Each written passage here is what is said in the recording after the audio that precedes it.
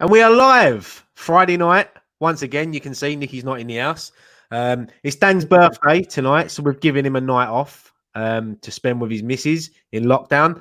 So Dan will be back tomorrow. But yeah, it's Friday night. Back with Scott and Graham. The Premier League is back. As we are speaking, there is a Premier League game going on, which is currently Southampton 2, Norwich 0. Obviously, we had two games the other day. Sheffield United Villa and City and Arsenal. Controversy all over the place already. I'm sure we'll get onto that in a bit. Yeah, but before we start, as we start off the show, always thank you to everyone in the chat, everyone watching.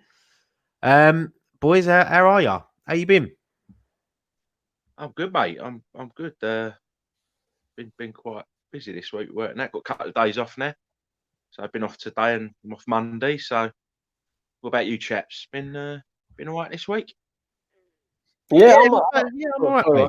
No, I'm all right, mate. Same. I've been at work, as it is. Go to work, come home, have your dinner, watch telly, go to bed, and do it all again. Not much you can do. It's like when people say, "Oh, I'm so glad it's Friday, roll on the weekend." I'm like, can't really do anything the weekend. But this weekend's a bit different because West Ham are back in action. So I'm looking forward to it.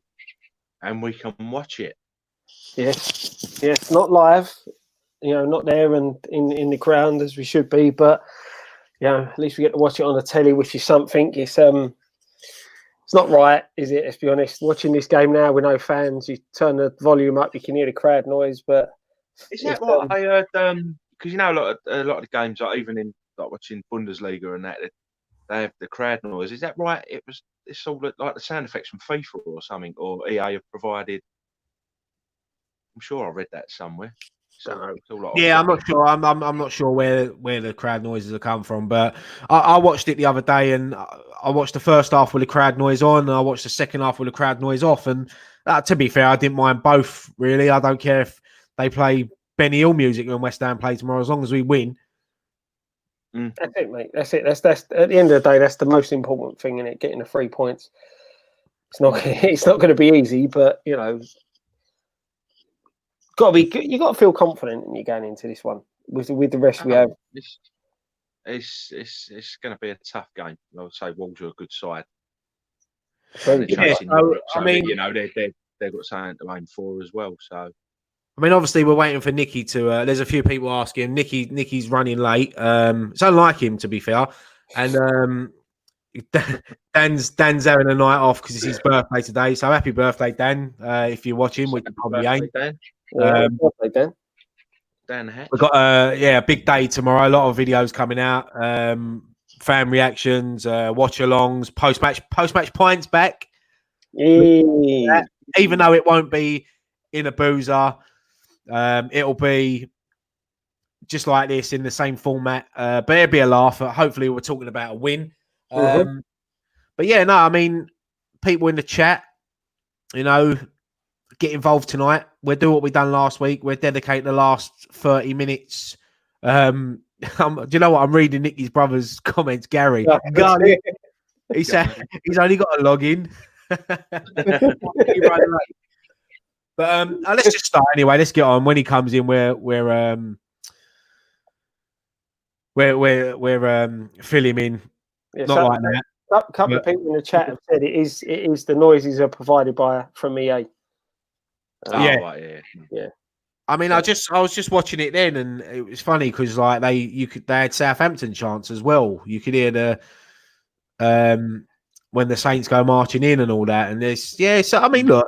I've seen what West Ham have done today. They're going to come out to bubbles, and the bubble machine will be going. They're going to try to make it feel like a match day atmosphere, but I don't see how you can when the crowds ain't there. But look, it is what it is. We've got to get on with it. I mean, are you excited? Are you actually looking forward to the game tomorrow? Do you know what? Nervous.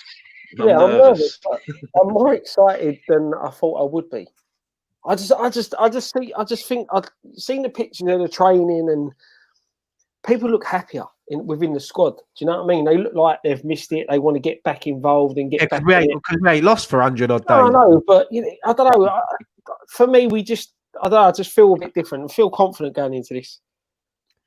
Yeah, no, I'm the same, mate. I mean, I look around the squad. You see that the things that the club have been putting out, and as you say, the players look like they've got a smile on their face. Looks like they're raring to go. 2 wins in a week. Obviously, the friendlies, QPR and Palace. Look, they are friendlies, but it's a confidence boost, isn't it? But winning them 2 games will mean nothing if we don't pick up anything tomorrow. So it's I mean, Matt Powell's just said he hasn't missed the nerves, and yeah, I mean, I'll be honest, I'm not nervous now, but come tomorrow, 5 o'clock, you know, just before kickoff, half hour before kickoff, I probably will be, because it is a Premier League game, even though it ain't going to look like a Premier League game. But I think once the game kicks off, you know, all the things about the crowd go out the window for 90 minutes, and hopefully the boys turn up. Yeah, that's it. That's all we can hope for. You know, it's we need to get a good start. You know, we've got the first 3 fixtures are really tough for us. You know, and the thing is with the Spurs and Chelsea games, I think they're the games where our crowd may have made a difference. Yeah, of course. Yeah, Tottenham and Chelsea. You know, sorry, not Tottenham. Tottenham's away. I mean, Wolves and especially the Chelsea game. You know, the home crowd's important. You know, Wolves ain't no mugs. They're a good team. They've got some good players, and they like to play football on the floor. And they will probably have a lot of possession. But then that's up to us to obviously. They play a lot of pace as well, don't they? Yeah, they've got some pacey players, but look, they're the same as us. There's no form going into this game because no one's played. You know, so if we get off to a good start, you know, who knows? But Wolves are going to be a tough game. We haven't beat them in the last 3 games. We've not beat them since they returned to the Premier League. No, so it'll be massive. It'll be a massive result going into that Tottenham game if we can get 3 points tomorrow. Oh, huge, mate, huge! It'd be a big confidence boost. As I said, like it's took a bit of pressure off because things weren't going great. You know, the performances before the lockdown had picked up. The results probably didn't go, well, definitely didn't go the way we wanted.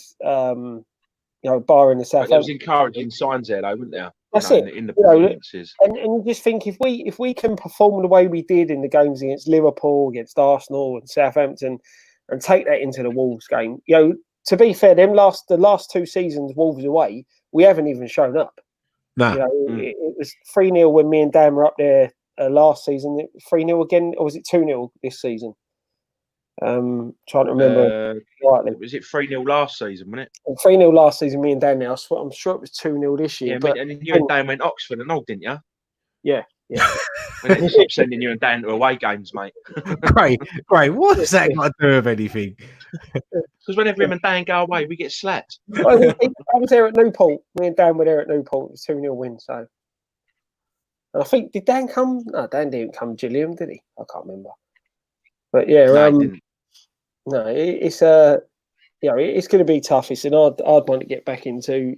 I suppose in a way, all right, not so much the Villa result, but this result is going in our favour. I mean, let's there's another game tomorrow as well that we need to go in our favour. Let's have a little. I mean, people in the chat, you know, let us know as well your thoughts. I mean, starting lineup tomorrow. I mean, it was interesting last week against Crystal Palace that Mark Noble was left out and Moyes tried something different with the midfield. I think it was Rice, Souček, and I think it was Bowen in there as well. But there's rumours that, you know, Ogbonna don't play tomorrow, that Rice will drop back into centre-back. Now, I've always said that I like Declan Rice when he plays centre-back, and I think he's got the potential to be a world-class centre-back with just the way he reads the game. But for me, the way Wolves play football, they're going to have a lot of that ball in midfield, and we need Declan Rice in there, winning that ball back and breaking up play and trying to get us forward. So I'm hoping that Ogbonna's fit. If he's not, does he chance playing Balbuena there? That's a big call from David Moyes. You know, he gets paid the money to make these decisions, and it's a big decision to make. Well, that's the thing. It's you know, has he got the confidence in Balbuena? You know, he's not going to. I can't see him trusting Cardoso. He's had no Premier League experience, and you know, all right, we took the risk with Ngakia and it sort of worked out. But centre half's a completely different ball game.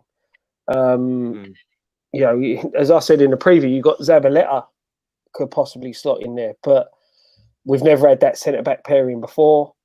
I'm with you in a way, right? I think Rice in the centre of midfield, breaking up the play, is a lot more effective in teams like against Wolves who like to play on the floor, like to move the ball quickly, and we need that. But it's whether we can rely on Balbuena. You've also got the option as well. I mean, David Moyes has played it quite a lot in his first spell and this season as well, with having Creswell as centre back, free at the back. You know, it's a big call for him to make. I'm just hoping Ogbonna he trained yesterday, from what I see. There's no. I'm just reading it in the latest news now. There's no fresh injury news, so it's good that we're going into these few games, because as you see the other day, teams are going to pick up injuries early on. And you know what our injury record's like. You know, we'll probably have about 6 players go off in the first 5 minutes. So exactly. That's the thing, because that's like you said in the Arsenal game, weren't it? Xhaka, 4 minutes into the game, he got taken off. Yeah, someone else later on, and then a City player as well later in that. Who's it got cleaned out by the keeper in that game? That was a Man City player, wasn't it? The Garcia, was it Garcia? Yeah. You know, and like you said, with our track record of injuries, it is worrying going into this. But I don't know, we seem to come through the 2 friendlies unscathed. So you know, possibly. I mean, the things we're saying, you know, all the teams are in the same boat, aren't they? You know, regards it, no form for anyone coming into this. Wolves will probably be feeling the same as we are. I've just seen a stat there that Wolves have lost 99 Premier League games, so hopefully it'll be number 100 tomorrow. I mean, look, let's talk a little bit about Wolves as well. We know the sort of players they've got that can trouble us. You know, they're a good team. They're not in a false position. They play good football. Ever since they've come up to the Premier League, I've been impressed with them. Their manager as well. So yeah, they've got no pressure on them, have they? There's no home crowd there. You know, the away teams sort of fancy these games more, don't they? Well, yeah, that's it. When you look at the stats, I think in Germany over the first few games they had there, a lot of away teams were picking up wins. But I don't know. I was watching a little bit of it tonight. There was Mainz were playing Dortmund. I didn't see the end, but Mainz were 2-0 up. Mainz, you know, sort of down near the bottom. Yeah, that's it. But normally, under normal circumstances, you would have Dortmund spanking them, wouldn't you? Yeah, but I don't see. I don't know whether Upton Park, I could say the crowd make a big difference. I don't think the crowd make a massive difference at the London Stadium. Like they do you think it'll be? Because I mean, we all know what it can be like over there, like especially if we go down, like go a goal down early on, like when we've been over there, and it all gets a little bit fractious, doesn't it? Do you think it might not having that? I think it's not having the crowd on their back might, you know, if they do go a goal down early on, they're not sort of fans on their back. It takes the pressure off a lot of our players. So right, so let's start off in goal. Obviously, Fabianski, no doubt.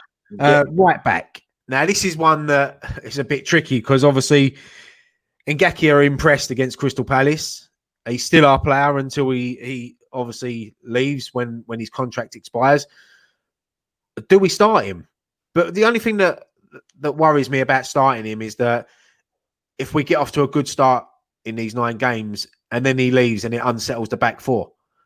So do you sort of maybe start with Fredericks because you think to yourself, right, Fredericks is going to probably be, if Ngakia's going, Fredericks is our number 1 choice at right back. So do you get him his fitness up straight away and get him game time, or do you start with Ngakia? No, I think if Ngakia is going to play to the end of the season, if Moyes thinks he's good enough, then he should pick him. 3-0 Southampton, by the way. Oh yeah, yeah. I think Moyes picks him, but whether he's going to want to play is a different kettle of fish. So let's right. So what we're going to say? Frederick starts tomorrow, right back.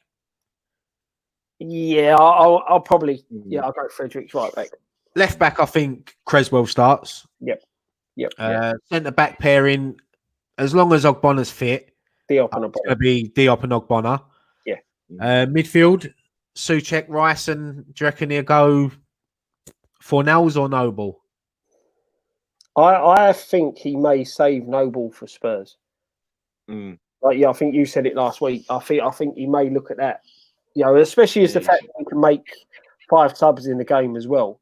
He may save Noble for that one and said start Fornells in there, because as much as Wolves move the ball around with players like Fornells, if you've got them in the right positions, especially Souček, who's a bit more box to box and things like that, with the wide players that we have, we want someone who's going to get the ball out and move the ball quickly. But then Noble can do that as well, because if you take the pressure off him having to sort of get back a bit, it gives him a bit more of a free rein to be that more advanced midfielder. He might have the Tottenham game in mind, because he always plays really well against like Tottenham, Chelsea. He always plays really well in those games. So I think maybe he might think, I'll save him for that one, maybe. So we all know Noble's going to want to play. Yeah. So of course he does. He'll want to play every game. Yeah. So what are we going for up top then? Anderson, Bowen, and Haller, or Antonio, Bowen, and Haller? I'm going to say I'm going to go Bowen, Haller, and Anderson. Yeah. Because again, I think he'll start Antonio against Spurs. I think he's going to start Anderson tomorrow. From what I'm hearing, he's been really impressing in training and in the training games as well.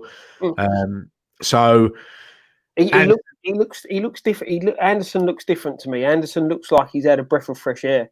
Sort of, there's don't look any pressure on him at the minute. Yeah, and I've seen a lot of people saying, obviously, and Anderson's going to benefit from that having no crowds. And look, football. This is strange times for football. Not usually he'd be playing in full packed stadiums, so he's got to turn it on every week. When the crowds are there, but he's going to take a lot of pressure, because if West Ham go let's just say West Ham go 1-0 down in the first 10 minutes, they can pick themselves up. The crowd are not going to be there. I mean, we're all going to be at home, probably kicking our tellies and screaming and shouting from here. But I think I'll probably agree. I'll probably start with Anderson tomorrow. Yeah. I'm the same, mate. I think that's the better option. Start with him in this game. And I mean, Haller, obviously, he's 2-2 in these 2 games. Hopefully he'll make it 3-3.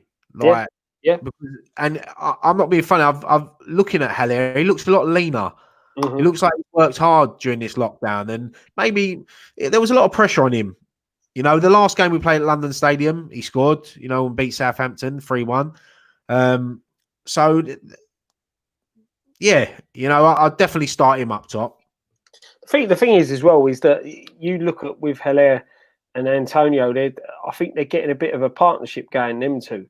And with Bowen coming in, the movement that Bowen brings into the side that we've seen in the couple of games that he's played suits how Haller plays, and Haller wants to lay the ball off to people. So I think as I said, I think Antonio will start against Spurs. He's definitely coming on against Wolves. Then I can't see the likes of Anderson and Haller lasting 90 minutes tomorrow. I think they'll be sort of pulled off. Yeah, I think there'll probably be a few players that he'll look to hopefully pull off by about the 65, 70-minute mark, and hopefully we're leading. Because when you look at who we're going to have on the bench tomorrow, I mean, Lanzini, Wilshere, Yarmolenko, Yeti, it's Antonio. Of course, we can use 5 as well. So there's 5 subs to bring on, so hopefully we don't have to use all 5. But they all need game time, because you got 3 games. What we got? We've got Tottenham on Tuesday. Yep. And I think we have a bit of a rest, because then we don't play Chelsea till the Wednesday after. Yeah. So there's a bit of a rest there. So Saturday and Tuesday, they're going to have to rotate the team, and the same as Spurs. I mean, Spurs kick off in a little while, and they're starting Harry Kane tonight, I believe. Some of their players ain't going to be able to play 2 games in that short space of time. So Mourinho will already be thinking towards the West Ham game, but obviously he's got Man United on his mind, just like we've got Wolves on our mind. Well, that's it. You've got to, we've got to take every game as it comes. Every point now is vital. As I said, tonight's game's gone in our favour with Southampton winning. Hopefully a few more go in our favour tomorrow, and we do get something out of the Wolves game. But that's the problem. We've got to deal with Wolves first, and then worry about Spurs. As much as we're saying, we need to rest this player, we need to make sure this player's fit. We've got to deal with what's in front of us, and that's the thing. You're caught in 2 minds. Certain players ain't going to be able to play 2 games in a short period of time. With just coming back and having the break that we've had. So that's it. It's like, what do? Do you put all your eggs in one basket to try and get a result against Wolves, a team that you've statistically not done too well against in recent 2 years, or you've got 2 big derby games after, haven't you? 2 big derby games where against Spurs we've beaten them in the past couple of seasons. Chelsea we beat at Stamford Bridge this year. We always raise for the occasion when we're playing them at the London Stadium. So, well, the thing is, when you look at it, we've got 8 cup finals and Spurs left to play. Yeah.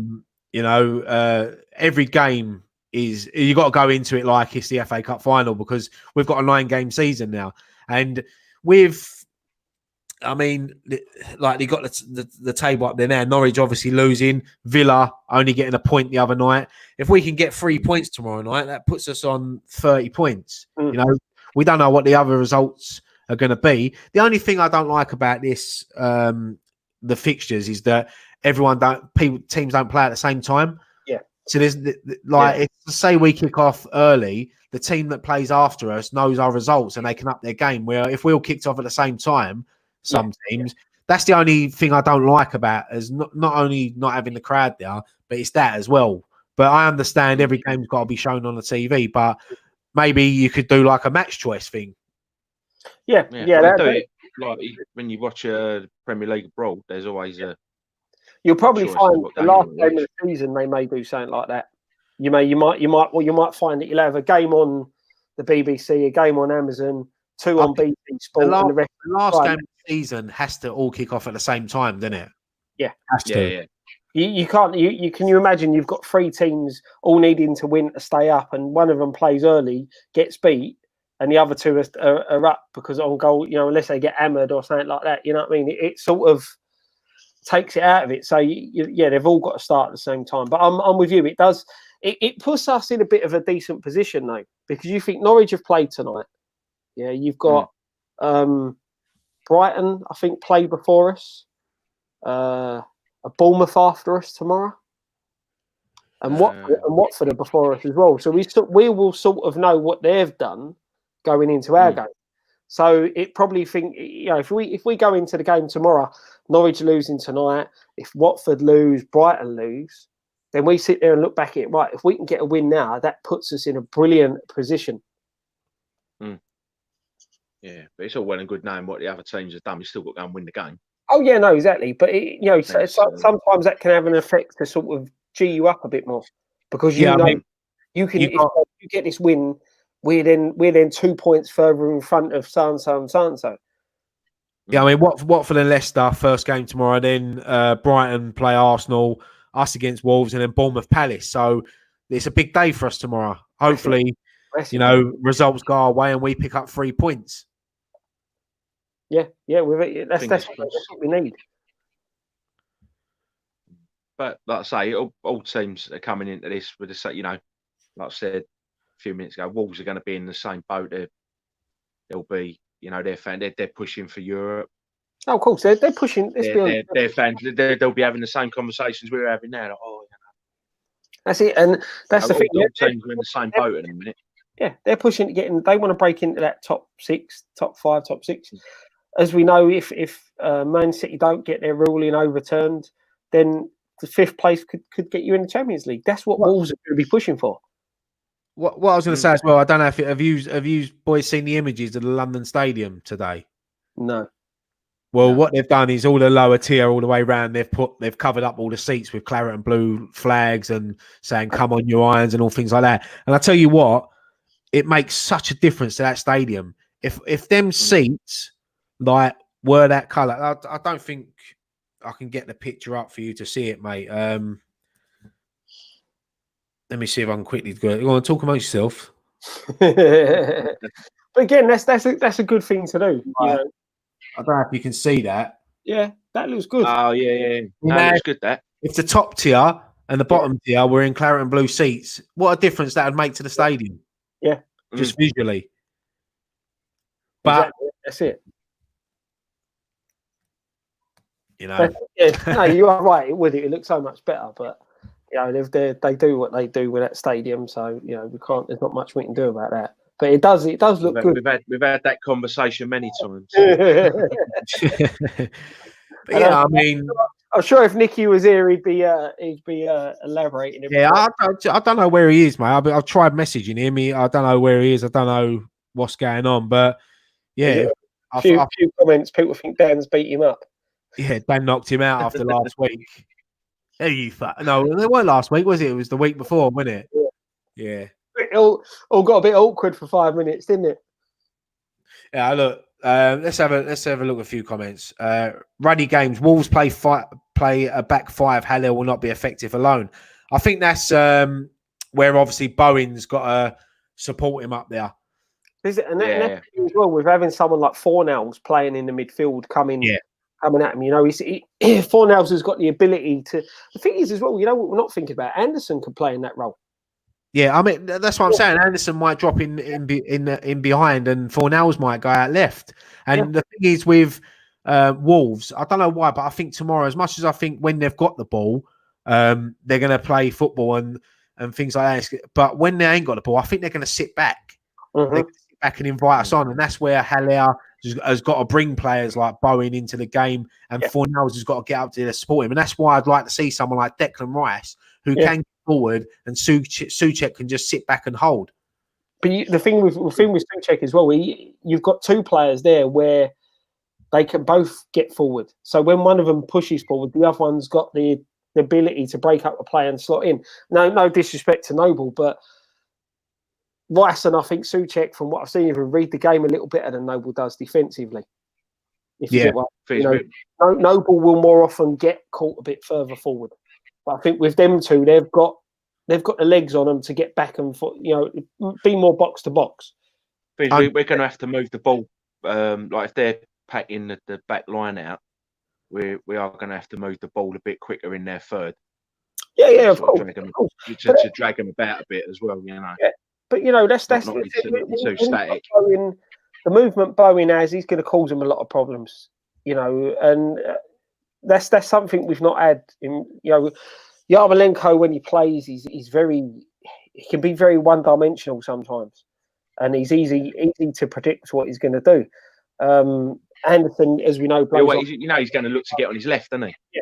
Whereas Bowen's going to look to get on his left. Bowen's going to move. Bowen's movement off the ball. He makes runs off the wing that you see strikers make.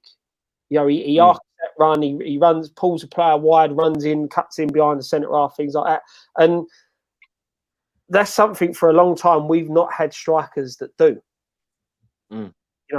Probably one of the last strikers that would work similar like that would have been Sacco.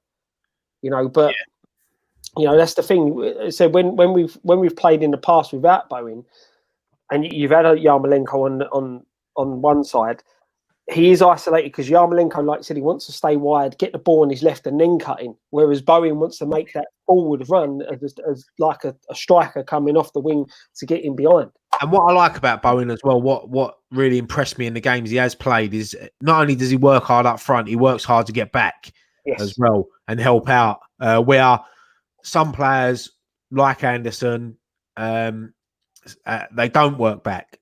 So it's good that it gives, because tomorrow Creswell and let's just say Creswell and Fredericks are starting fullbacks.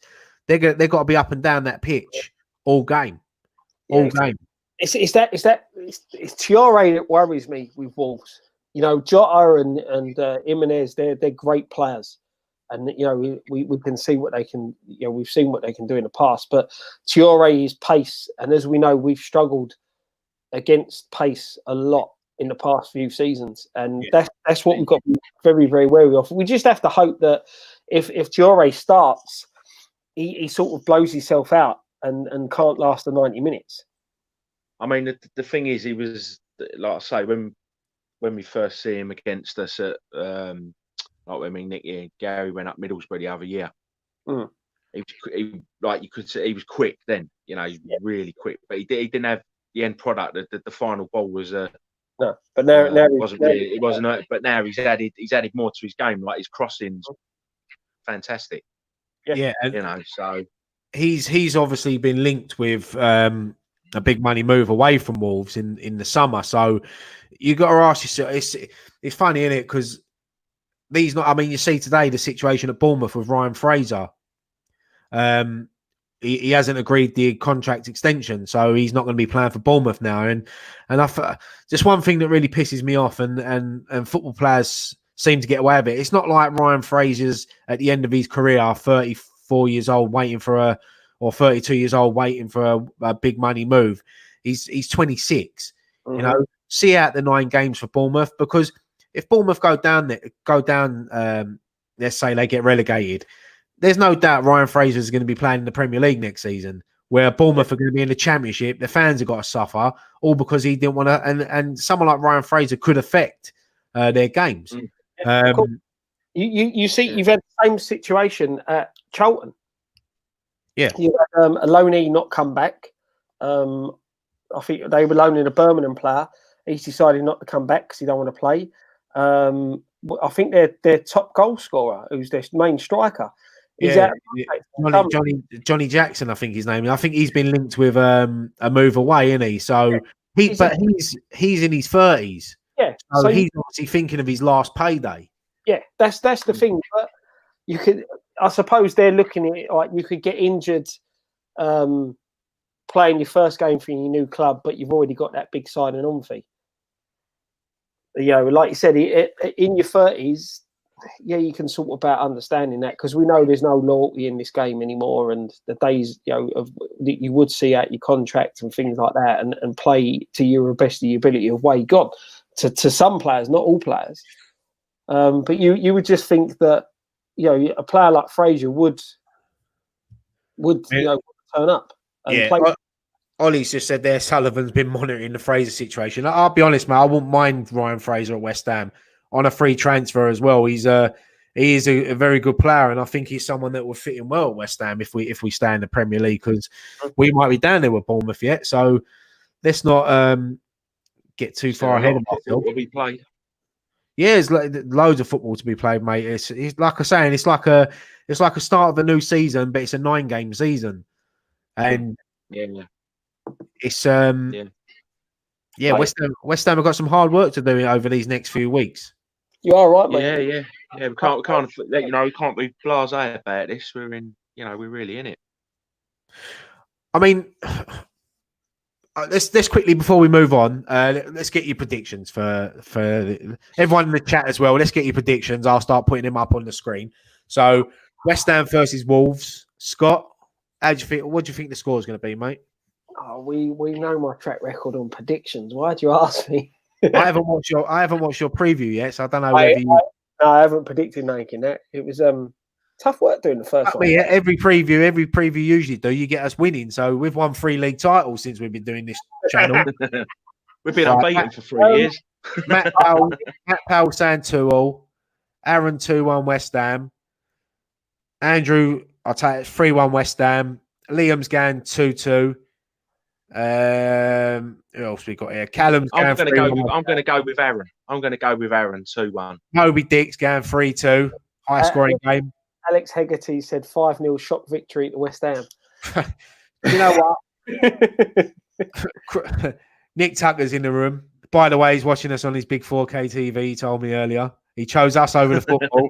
I think we might be going off in a minute. He's gone 4-1 Wolves. I know you don't mean that. It's the drink talking. Ben saying 3-2 West Ham. Ollie's 2-1 West Ham. Martin's 3-0. Lewis is going for 2-2. He said 5 at the back. At 5 at the back, or lose. So I think I'm going 2-1 us. We win. I'm going 2-1 us, but then my predictions were batters. 1-0 win. Black Lives Matter scores first. I'm sitting on the fence on this one, and I'm going to go 1-1. No, I'm going 2-1 us, but my predictions are about as good as Scott's. So get off that fence, Scott, because you'll get splinters up your ass, mate. Do you know what? I fancy us to win tomorrow. I fancy us to win. It's going to be a very tight game. I'm going to go for a 2-1. I think we might find ourselves in a position we ain't been in before. We might be in a 2-0 lead, and I think Wolves might get one back with about 10 minutes to go or something like that, and it'll be a nervous. We're all sitting at home nervous, but I fancy West Ham to nick it 2-1 tomorrow. Fingers crossed. Yes, mate. Yes, mate. But moving on, another story that came out today. David Moyes. Whether we stay in the Premier League or not, he's going to be our manager next season. Do you know what? If they want him to be their manager, then it's good that they've said it early and they've backed him, and they haven't said, "Oh, look, we're looking at the end of the season." Because now, if sort of David Moyes if we do stay in the Premier League, David Moyes can start planning early on who he wants to bring in to the club and who he wants to let go. So, look, I know David Moyes splits the fan base. I mean, it's probably 80% don't want him, and there's probably 20% out there that want him. I'm in the camp of I didn't want him, but he's here, so I'm going to get behind him because I want him to do well. Because obviously I want West Ham to do well. So let's just hope that he does keep us in the Premier League and he can go out and put a stamp on his team. Because twice he's come in, he's taken over someone else's team. Yeah, that's it. You know, he hasn't had a chance to build a team, has he? Yet. It's a worrying stat. I think we've won 2 games since he's been in charge this season. We only won a few when he was in charge before. But like you said, he's not built a side, has he? He's inherited a team in a very bad position, drained of confidence, drained of fitness, you know, and it has improved. And yeah, if they're saying that he's going to stay and we stay up, and then that's fine. If you look back at them last performances, things improved.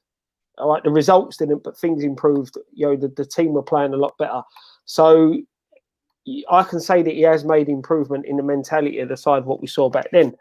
It's obviously tough now with this break that we've had to say what's going to happen, but I like to see our ball set out a plan. And if Moyes is the plan that they're going to want going forward, then set the plan out, start backing him, you know, whether we're going up or going down, whatever we're doing, whether we're staying in Premier League or going, but set out a plan of how we want to be and how we want to play and what players we're going to be looking at and targets and things like that.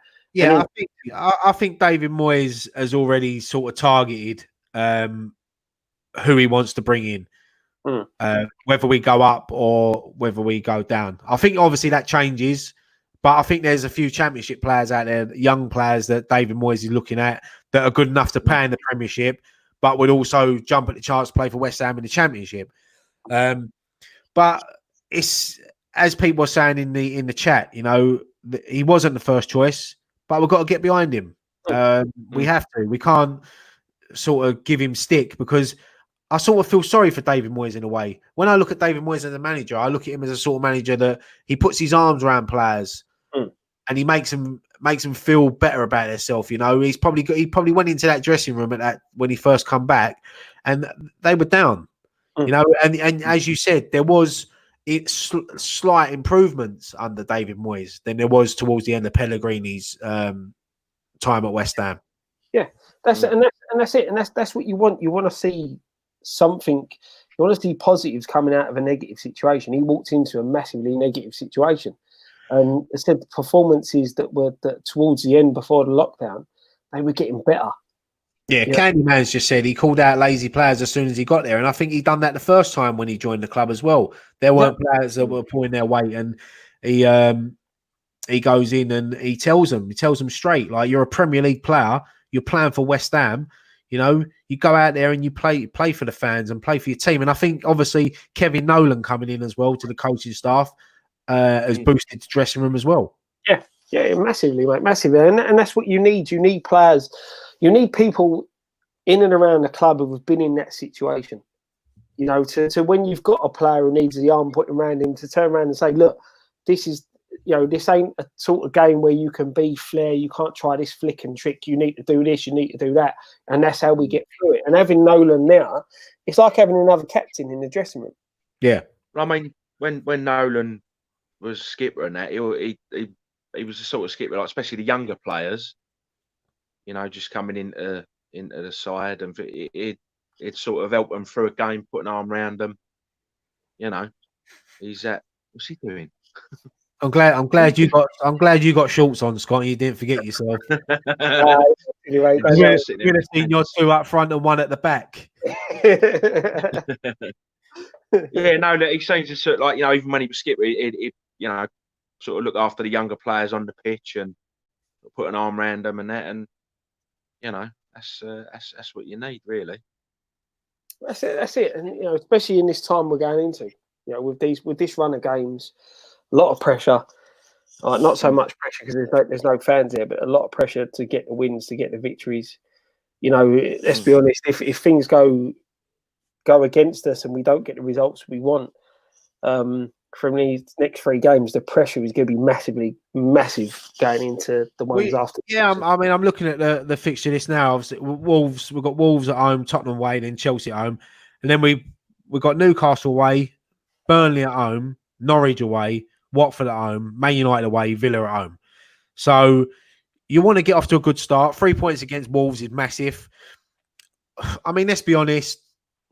Tottenham and Chelsea, I think, are going to be difficult games. So if we can get anything out of them 2 games, it'd be great going forward. I think you've got to obviously target the games like Newcastle, Burnley, Norwich, Villa, Watford as well. You know, so, but look, we've seen it so many times down the years that West Ham seem to pick up points where they're not meant to, and we throw points away. I think we've chucked away 22 points this season from winning positions. Mm-hmm. You know, and I think it's Wolves has taken 21 from losing positions. So it's a difficult. It's crazy, isn't it? Like, it could be. You know, we're sitting here saying, yeah, you know, West Ham are going to win tomorrow and that, because we're buzzing. We want to see West Ham back, and you know, they look good on pictures and things like that in training sessions. But let's just hope that they can turn up tomorrow, and at 5:30, come 8 o'clock tomorrow night when we're doing post-match pint, you know, we'll all be smiling and happy and talking about a good performance and how well they've played. That's it. That's it. You know, and the performance is a big key. We need another good performance again. You know, performances that we saw before the lockdown started. I said, you know, you look at them last, was it 4 games before the lockdown? Even though we'd lost a couple, we were sitting, you know, what a performance. You know, so 2-1 up at Anfield late into the game. Yeah, it's just should have got something. A very rare goalkeeping error from Fabianski for us. You know, cost us. But not the results, but if we can pick up performance-wise where we left off, I think we'll be. I'll be honest, if we get 4 points, I'll be happy with that. What, out of the next three? Next 3. Oh, yeah, I'll be over the moon with that. Yeah, I'll be over the moon with that. I think if West Ham want to stay up, they've got to target what? At least, what are we on now? We're on 27. So you want to get out of the next 9 games, you've got to be looking to what? 12 points? Yeah, all right. So 11 or 12. I think 11 or 12 points will be enough to keep us up. Especially if we get victories over teams that are, you know, if we can turn over Villa at the end of the season and get the points. Let's just hope that going into that Villa game, we're 4 points clear of the drop zone. Yeah, don't get me wrong, that will be great. Adam saying, will post-match pint be live? It will be, mate. There's a few things going on tomorrow. I mean, we're talking about it towards the end of the show, but yeah, there's a few things going on. Little match day treats while we're in this lockdown. So we'll be doing things before, during, and after. So looking forward to that. Looking forward to being. I know it ain't going to be the proper post-match pint, but at least we won't have trains in the background and music and drunken people. I don't know. I'll stick the CD on if you want. Yeah, Graham would dress up like Thomas the Tank. Personally, I thought he'd put a dress on, but you know. You really want to see me in a dress, don't you? No, I don't. I think one of us on this channel needs to wear a dress at least. Nice wig. I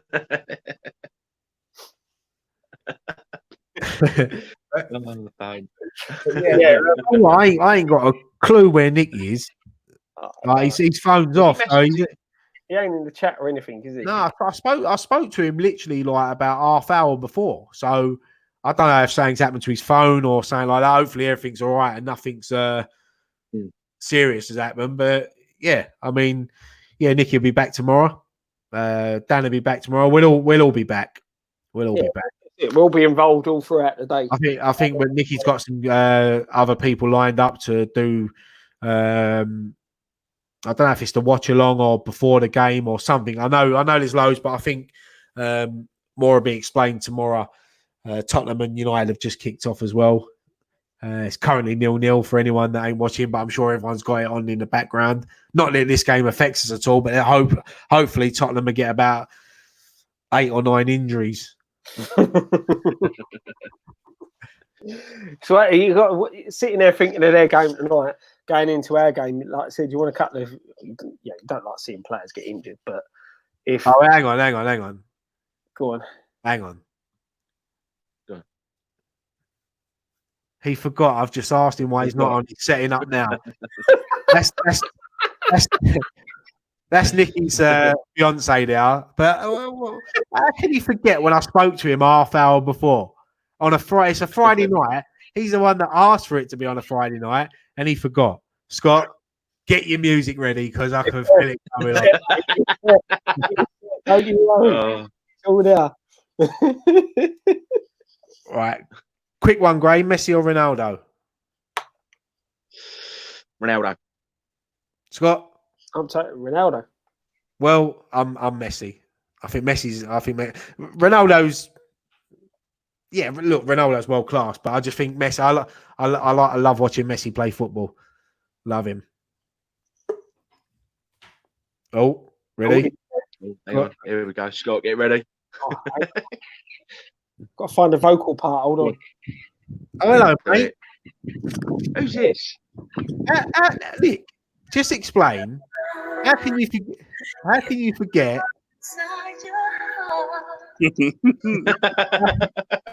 How can you forget when I spoke to you literally 40 minutes before the show? I went out and we was talking about it. I know. I went out and I got caught up doing some and stuff. I even said to Dan, we've got a full house tonight. Have the night off because it's your birthday. Sorry.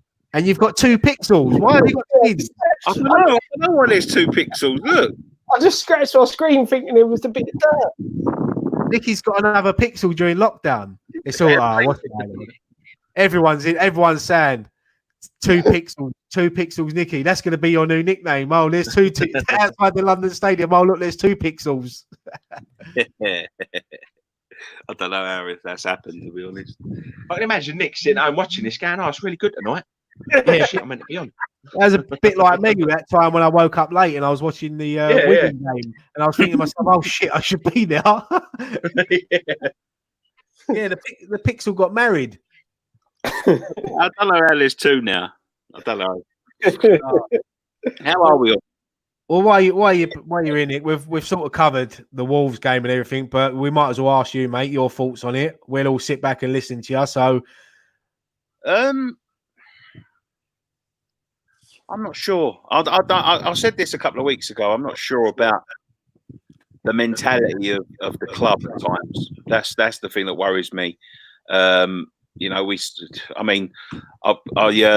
caught a little bit of the games the other night. They're not fantastic quality. How the fuck that referee fucked that up when there's VAR and goal line technology and all of that sort of stuff. But I'm just not sure that we've got the mentality for it. Do you know what I mean? Like, I just hope we haven't been dragged out of the mindset that we was in, because we was in a good mindset.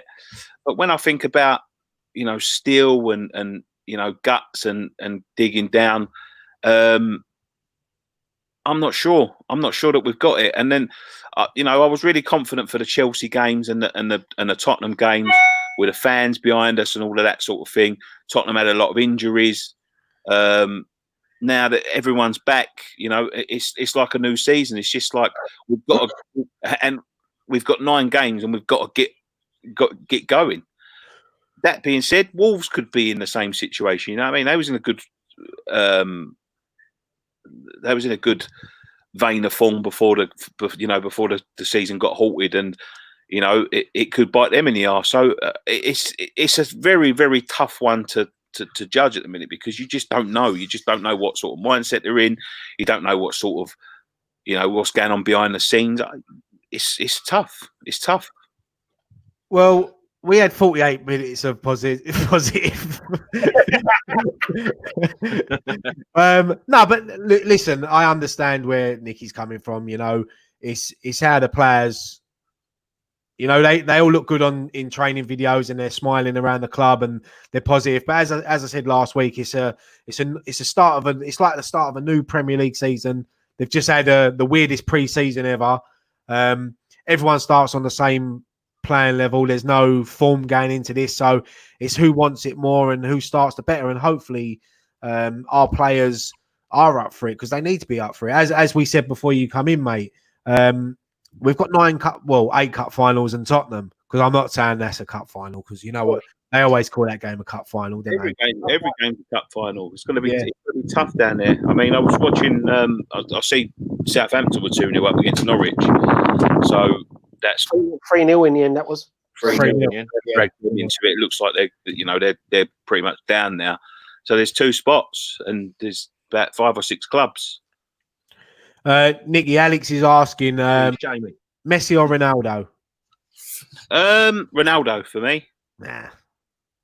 Always been Ronaldo. And the only reason I say that, Messi's a special player, but it's I think Ronaldo is the all-rounder. He's good in the air, he can dribble and all that, and he's done it in the Premier League. Scored like 50 goals in the Premier League. Isaac Hunt said it's nice to see the Pixels observing the social distancing.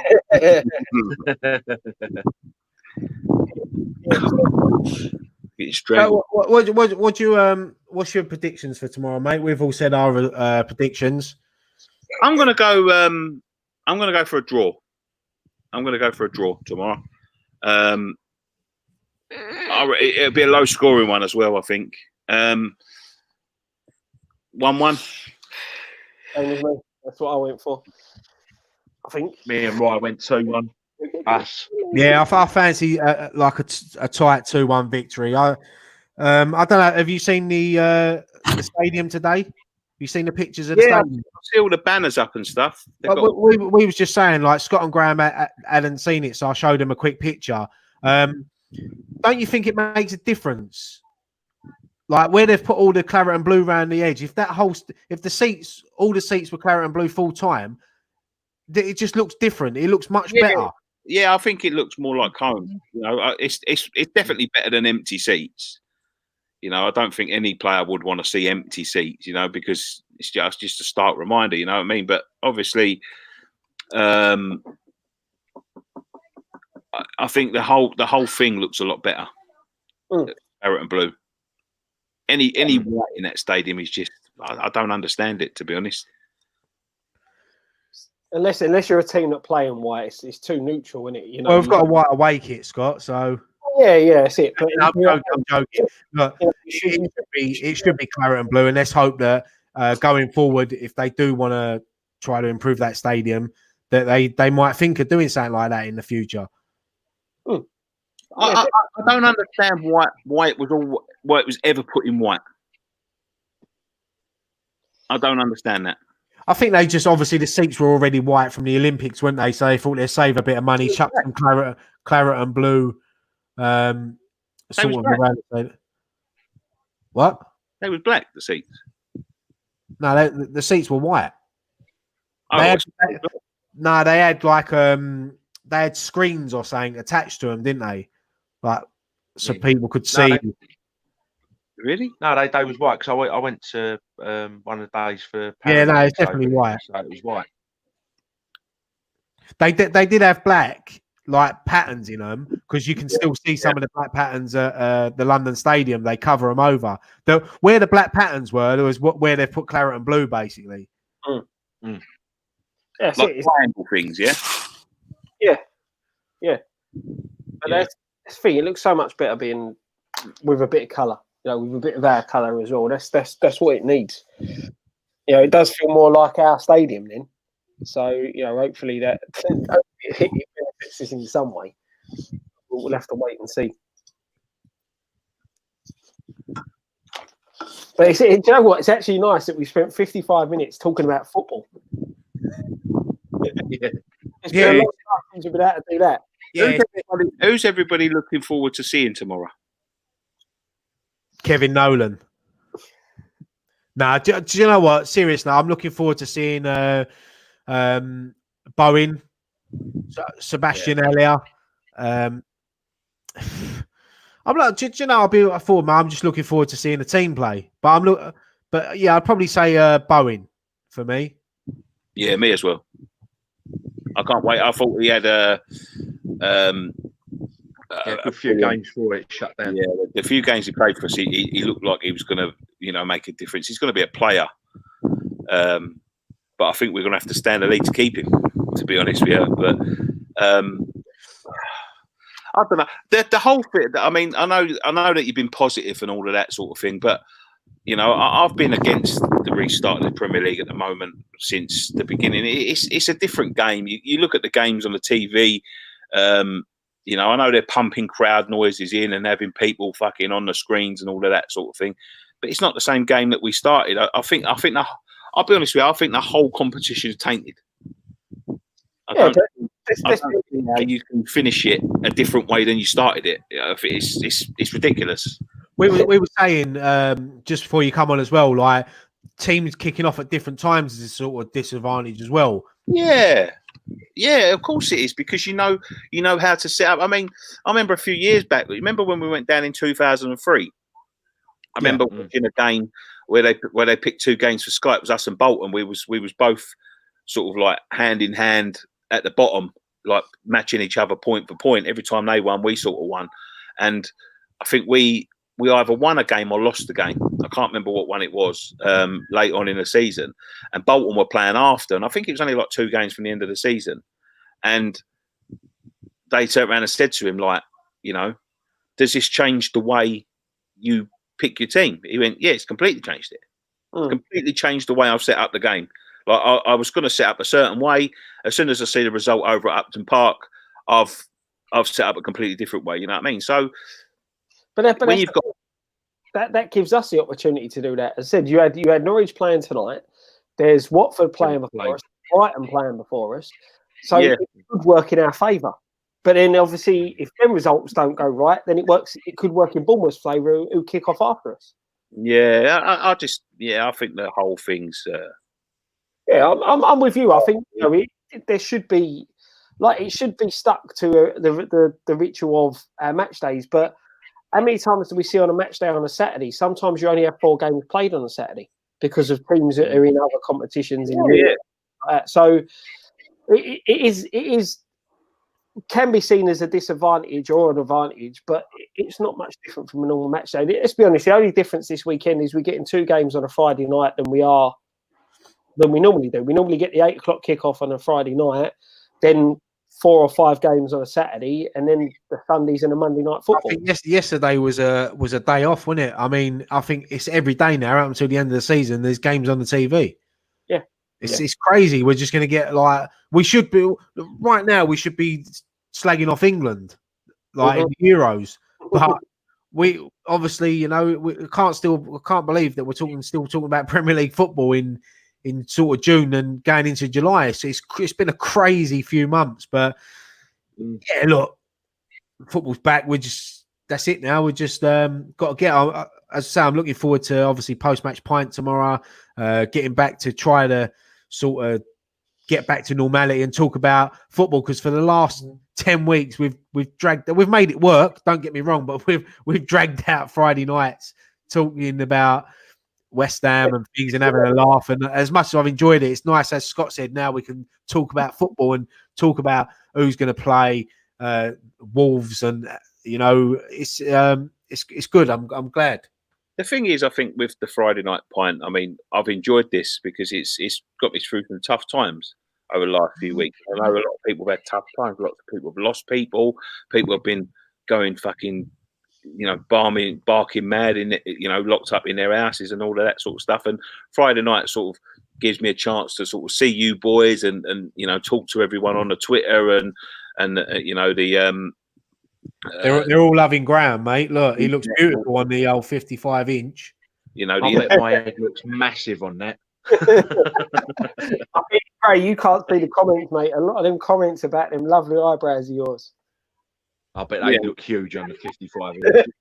A lot of people have been going, barking mad in their houses and all that. So it's like, could we have put more content out? Yeah, we could have. But I think it would have just been content for the sake of content, and I think that the way the world was at the moment, it was just, I don't think it was, people were not thinking about football. I wasn't thinking about football. I've still got problems now with work and jobs and money and all of that sort of stuff, and I know a lot of people are going to have the same. So it's going to be it's going to be.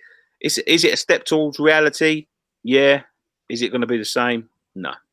Ryan King said we've made his football fix down under. I've seen him comment a few times. I tried to get it up. I think he said he's pissed out in Australia. So thanks for watching, mate. Enjoy your beers, and hopefully when you wake up tomorrow, I'll try to work it out. I don't know what time West Ham will be on out there. Yeah, it's about. I'm sure it's about like 5 or 6 in the morning. In a minute. Keep drinking, mate. Enjoy your beers. Thanks for watching. But that's it. It's it has been tough for everybody, I think, for the last few months. So, if as I said, us doing this, it's been great. I know, like Nicky, you said where your things have been right down in the dumps for you, but it's been good for me. Like, I've been going to work, coming home, and you with a family and things like that. But it just gets to you after a while. It's just nice having. Now, it's been nice having this on a Friday night where we can sit and have a laugh and have a chat. But it's also now we've got something to vent at. We've got something to take a bit of frustration out on us, because we know as much as we want us to do well, and we know we're going to be sitting there come 5:30 tomorrow. We're going to be screaming at them. Oh, it's going to go tits up, Scott. You know it. We're all sitting there thinking, we're winning. We're looking good. We're fucking 4-0 down at half time. He'd be out over the balcony in the Thames. Fucking Nicky will be smashing his garden up. Graham will shave his eyebrows off in frustration, and Scott will crease up his flag. He'll just go. Well, that took me a long time to iron. That I ain't creasing that up now. It ain't coming down. You got to get a steam iron, Scott. You got a steam iron. Yeah, that's what I've got. It was like, right, I've got to work out. I don't want to melt it. So it was like, right, what temperature? And I don't iron. Sorry? Where's that flag from? Better Lambert on Facebook. Our good friend Nick Tucker sent it over to me. Oh, what? Everyone's had some fucking prizes off Nick. He sent me one DVD. He said right in a case of them. No, I had to pay for but I've done a big favour for Nick. Yeah, I wasn't expecting it, to be fair. It was a nice surprise. But yeah, he's looked after me, and he sent me an original 1980 program from the FA Cup final. Nick, I just dropped that one in now because Nice. He said, good man, Nick. Do you know what? I'm gonna have to pay him back somehow. He's gonna make me work for it. I know it. I can see him there sitting there, and I bet he's got a smile on his face now, looking over at Charlotte, saying, "I'm gonna make him work for that." So yeah, I ain't gonna get away with it too easy. Yeah, be like, I think there's something. Yeah, do you know what? There's not many questions. What we're gonna do? What we're in now? Yeah, last half hour we're gonna do questions. So anyone's got any questions? Ask us anything about tomorrow, about anything you want. Really, I'll start putting them up when we go through them.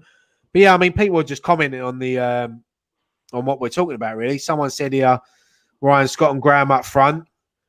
Nick, you don't even make the starting line. Shame me. You sit on your bench with your 8 other mates. Well, that's about that, Mark. Don't worry, Nick. You'll be coming on after about 5 minutes because I'll probably go down injured. Well, you'll be have to come back on after the next 2 because I'll be. Between 4 of us, we can sort of patch each other together and put in a proposal. Wayne Chapman said he's been taking care of his 88-year-old nan who's heavily diagnosed with dementia the last 2 months, been stuck shielding and that. So, and he's also commented down there. So thanks for the content and all that. So, yeah, dementia's horrible, mate. It's not a nice thing, but thinking here, thanks for watching us, mate. Hopefully we can put a smile on your face. Do you remember your famous catchphrase for the start of post-match pint? Yes. Hello, everyone. Welcome back to another edition of West Ham Fan TV's post-match pint. The only West Ham United post-match photo show on the internet. I'm ready for tomorrow. Don't worry. I was just going to say, have you got? Nicky's like, I'll do it on the night. Don't worry, I'll do it on the night. Yeah, well, imagine he got stage fright tomorrow and he couldn't do it. His voice went like, the geezer in Bruce Almighty. He goes, he goes, hello everyone, and welcome back to another edition. Oh yeah, this is a good one. Let's talk about Louise. Do you know what? Brighton actually put in an appeal for him to have his red card overturned so he could play again. What a shocker! He was on the pitch. Come on and sub. Give away a pen, like. No, you've made give away the first goal. Then gave away a penalty and got away the penalty and then sent off. He was on the bench. 25 minutes he was on that pitch for. Apparently he's signed a new contract. Yeah, his contract's up next week. Yeah, I don't think he's getting a new one. Well, yeah, his contract's up next week, and I don't think he signed an extension to play through. So he probably thought, "Fuck him." Do you know what, mate? I'll be honest with you. I was laughing yesterday in work, but then I stopped laughing because I think that's got West Ham written all over it. David Luiz, free transfer. So I'm not laughing. Fingers crossed it don't happen because he's fucking poor. He should have retired after the Germany. I sometimes wonder. I wonder how he's made a living out of. Yeah, you look like you're poking over a wall. You know, like in Boy Meets World when they never saw the neighbour, he always pokes his head over the wall. No, who was the neighbour in that? Tim Allen. Home Improvement. That's it. Home Improvement. Oh yeah, what was it? What was his name? Tim, wasn't it? What's that? Yeah, it was. I'm sure it was Tim, the neighbour. No. Andrew said, "Where's Wally?" It's Dan's birthday tonight, so we give him the night off. Any more questions? They're all just commenting. Get your questions in. Come on, how long we got? 25 minutes. Gary Pace says, "Did you know the club are doing a morning show on YouTube tomorrow? Did you know we was doing a morning show tomorrow for all the patrons? So fuck the club." Morning show.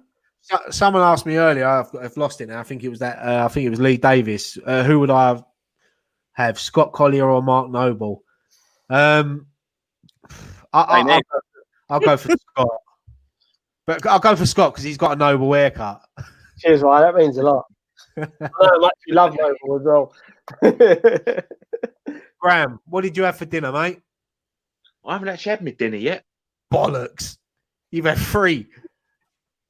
Got me dinner after this. What you got? I think got like a pasta bake or something. I don't know. Oh, it's not that shit. I'll shout it down in a minute. Right, Danny Puttock. Frank Lampard, our Paul Ince's next manager. Now, let me tell you a little bit about Danny Puttock, right? I work with him and he winds me up every single day. He is a massive, massive, massive Chelsea fan, but he's a good bloke, so I'm not going to slag him off, but fuck off. He said to me, I keep commenting and saying Paul Ince, but no one reacts. And I said, yeah, because no one really cares about Paul Ince no more. I said, say about Frank Lampard, that'll get a few bites. But I see him pop up there. I keep missing him, but does Abbey Cemetery, does Graham drink Oasis? What's that? Oasis. I drink Oasis. Yeah. Yes, I do. Yes. Bet Graham's got a 6-pack in the fridge. Yeah. A non-league in general says Wrexham 1864. I ain't really got an opinion about Wrexham apart from the fact that they knocked us out the cup in 1997 or something like that. Yeah, was it 91 they knocked Arsenal out of the cup? Don't know, Yeah. 91. Yeah, Mickey famous, Thomas, wasn't it? famous win. Yeah, I mean, as for non-league football, I'm worried a bit about non-league football, how this is all going to affect it. Obviously, my local club is Aveley and Grays, non-league teams. So it's I'm worried about them. I'm hoping that not a lot of teams go bust over this crisis. Yeah, no, the same, mate. That's it. You don't want to see any team. You don't want to see any team going kaput over all what's gone on. Like I said the other week, I think there's enough money in the game that some they could prop up some of the teams down the bottom, give them an helping hand. This is the thing, though, Graham. It's what I've said all along.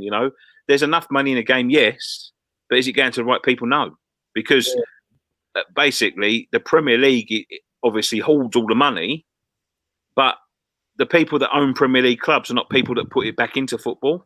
They're the people that give it to every other Tom, Dick and Harry and take it out of football. So they need to, get a structure, whether it's some sort of fucking, I don't know, wage cap or whatever, to stop, for people like Alexis Sanchez taking £650,000 a week out of the game, because £650,000 a week, 1 week's wages could run the whole of fucking non-league for the year. Yeah. I think after this crisis, I think anything below the Championship. Tottenham are 1-0 up, by the way. Just scored. What's that? Tottenham are 1-0 up. I think that anything below the Championship should go back to being sort of semi-pro, if I'm honest. Well, I like the fact that there's pros in the game. You know what I mean? Like, even like down to League Two and Conference and all that. I like the fact that people, can do that for a living. Yeah, but it's depending. How is it fair when you've got a club that actually rely on fans, and you've got a man that's getting paid £650,000 a week? We've said for a long time there needs to be some sort of salary cap brought into football at every level. Salary cap. I just some sort of fund that they say, oh yeah, look, we fucking pump so many million down to grassroots a year, 2 million, 3 million, 4 million, and all that, and you got that per week as a wage fucking bill at a Premier League club. Yeah, we said this the other week. With what Harry Kane's sponsoring Orient, it's great the fact that he's doing it, but it shows the sorry state of affairs football is in when a player from one league in the same country can then go and sponsor a team that are 3 tiers below. Yeah, that's ridiculous, and that's the problem. Bring in a salary cap, let the players make up their money in sponsorship deals. Do you know what I mean? You can have a player earn what he wants, but have it so that the club set out right. You are getting Premier League players get 30 grand a week. That's it. Championship players, the max they can earn is 10 grand a week, and then drop it down so that football's more sustainable on all levels. Because let's be honest, if things were a lot worse, if things carried on a lot worse and they had to scrap this season, how many Premier League clubs would be banging trouble going into next season? Because of the ridiculous amounts of money that's in football all over the world. It's stupid. You shouldn't be having players earning the amount of money that they're earning now a week. Like say 650 grand a week. Exactly. Ridiculous. The players, if they're offered it, they're going to take it. Look, listen, if someone offered any of us that sort of money to do our jobs, we'd snap their hands off. And Exactly. I don't blame the players for it. I blame the infrastructure that's set up that's allowed it to go that far. Oh yeah. It's not There's so much money in football, especially the Premier League. It's ridiculous, and you're right. I mean, Premier League can't survive without the lower leagues. It wasn't like too many moons ago when a player getting paid £40,000 a week was a lot of money. Yeah, and could you imagine what it'd be? It won't be long before you'll see the first £1 million a week football player. There is one already. There is £1 million a week player. What, playing in China? Yeah, somewhere like that, China or one of the two. don't get me wrong. If my No, boy, I'm on about in like the Premier League, like the top European leagues. Oh, we're not too far off now, right? If someone like Mesut Ozil demands £360,000 a week, God help me. God help me. I said I don't blame the players for it. I blame the people that have allowed it to get this far. If you have a player and say, right, in the Premier League, right, 30 grand a week, that's it. That's as much as you're getting from the club. But you have an opportunity to make it up on bonuses, your sponsorship deals that you can get and things like that. Then there's a bit of drive for players. Instead of players sitting on a contract, sitting on the bench earning 60 grand a week like Sanchez is for us, there's a drive there for him to improve his game and get better. If he's only earning the 30 grand and then he's got to go out there and, if you want that 60, 70 grand a week, you need to put a performance in worthy of that thing. At the moment, you can go and pay a pilot and well, look at Sanchez. Sanchez, 650 grand a week. And what's he done at United? Absolutely nothing. He's training as much as it's nice to see Manu being stuffed over, but it's not good seeing it in football in general. No, I mean, you just look at over the years. Like, when you think Trevor Francis, when Nottingham Forest paid £1 million for him, I was like, a lot £1 million for a player, and now we're talking about players earning that in the space of 40 years. Talking about players on the verge of earning that a week. Yeah, exactly. It's crazy. Can you imagine what it's going to be like in 10 years' time? Well, I'll be honest with you. I think we've spoke about this before, but the bubble burst. I think this is the end of the bubble, to be honest with you, because the world's a mess. And, even when they come back, when are they going to, at the minute, I'm hearing so many people losing their jobs, losing this, losing that, you know what I mean? That when they're going to get the season done by July, and then what's going to happen? They're going to turn around and go, right, you've got to pay for your season tickets now. And everyone's going to go, well, no one's got any money. Yeah. That's it. No, they're not going to roll us out. Let's be honest. That's what I'm saying. So, no, I'm with you, mate, on that one. I'm with you. It's just the sorry state of affairs of a game that we all love. It's a shame. We should be happy that the football's back. But yeah, it's just, I mean, if it was different circumstances and we were saying, we're going to meet up in the morning and go to the game, I think we'd be a bit more sort of excited that it's back if we was allowed to go. I think, obviously, the club put out a thing on their website today saying what they're going to do. Obviously, I think I'm not sure if the club have said it, but I think there's rumours that they're going to play, obviously, Vera Lynn's version of I'm Forever Playing Bubbles in tribute to Vera Lynn, who sadly passed away yesterday, 103 years old. I mean, wow. I mean, unbelievable. She was an East Ham girl, from East Ham, West Ham fan. So, and then they're obviously going to have the bubbles. They've got a mosaic of fans that have sent their pictures in. Did any of you send your pictures in? No. I didn't. I didn't send it, but yeah. So it's a bit at the front. It's gonna be a weird day because the mad thing is that I've never missed a game at the London Stadium. So this is my first time I'm ever gonna watch. I haven't missed a home game since 2014 consecutively. So it's the first game I'm missing, like watching live on the telly. I've never seen West Ham play live at London Stadium on the telly. So it's a weird one for me. Like it's crazy. And there's people that have been going that haven't missed a game for a lot longer than me. Like some people going back to like early 2000s and even the 90s and the 80s. So it's going to be weird tomorrow, like for a lot of people. And I thought Tottenham scored again then, but they were just showing their fans celebrating like on like one of these things like StreamYard. But yeah, it's going to be weird for a lot of people tomorrow, but it's the times, isn't it? Nah, that's it, mate. That's it. It's the thing. It's one of them, I think we don't really agree with it being brought back the way it's been brought back, but it is back and we'll enjoy it as much as we can. All of this talk about null and void and all that, that was never on the table. Never. I think it might have been at one point, but then I think there might have been a point where they thought, right, if we can't get it back by this date, then we're going to have to null and void it. But fair play to them, the people that have worked behind the scenes to get it back. and to finish the season, because I think it is right to end the season. Whether it's right to do it now, probably not. But today they come out and said that we've gone from grade 4 down to grade 3. The death rate, I think, is going down. So I think that's going to probably go up in a few weeks' time after what went on with the protests and all that over the last few weeks. But if they get through that, then hopefully, you know, we can get through this in the next couple of months. Yeah, I think that's a you know, it will have some sort of light relief, because like what's been happening in the world, not just over the last 3 months, but on top of that, what's been happening over the last 2 weeks with the Black Lives Matter movement and the riots and the police and all of that sort of thing.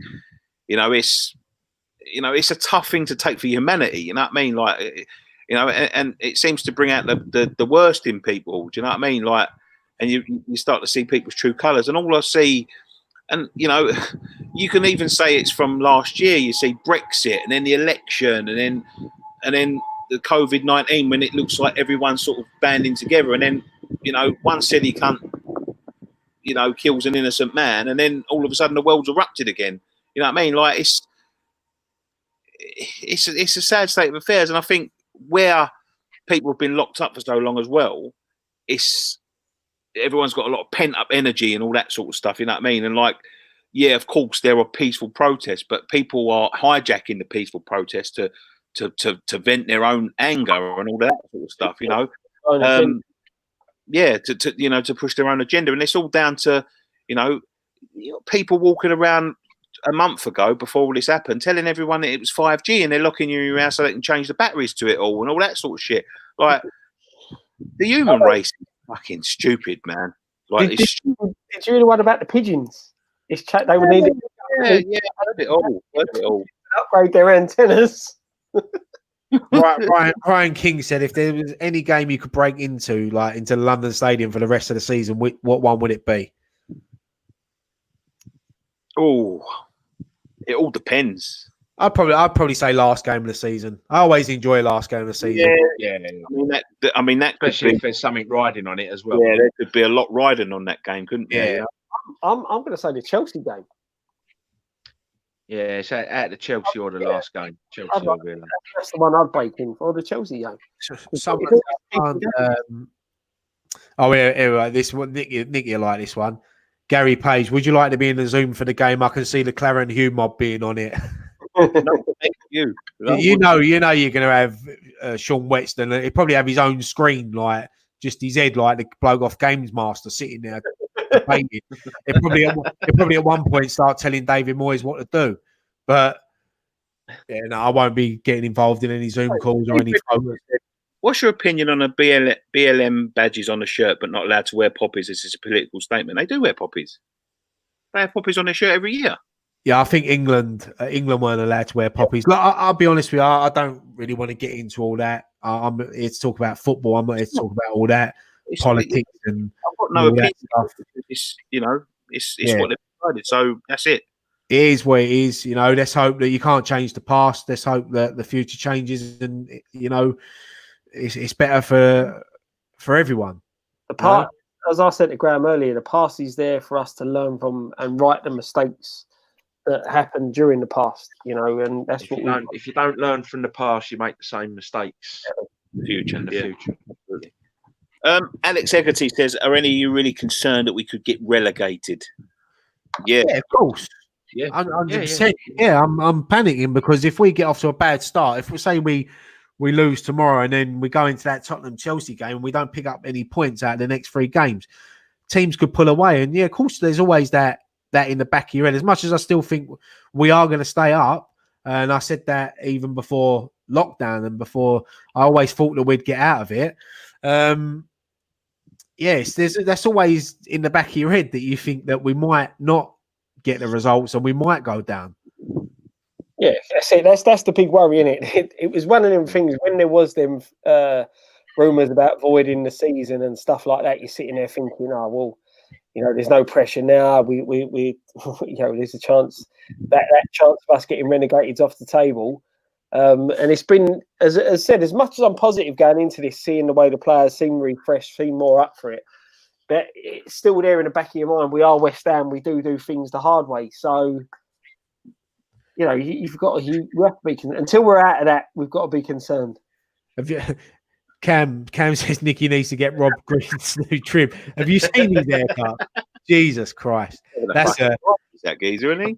That's a midlife crisis if I've ever seen one. The thing is with Rob Green, I don't understand it because he's got like the handlebar moustache, isn't he, and the sort of like mohawk up there. He looked like he's trying to black him. Famous out of wrestling.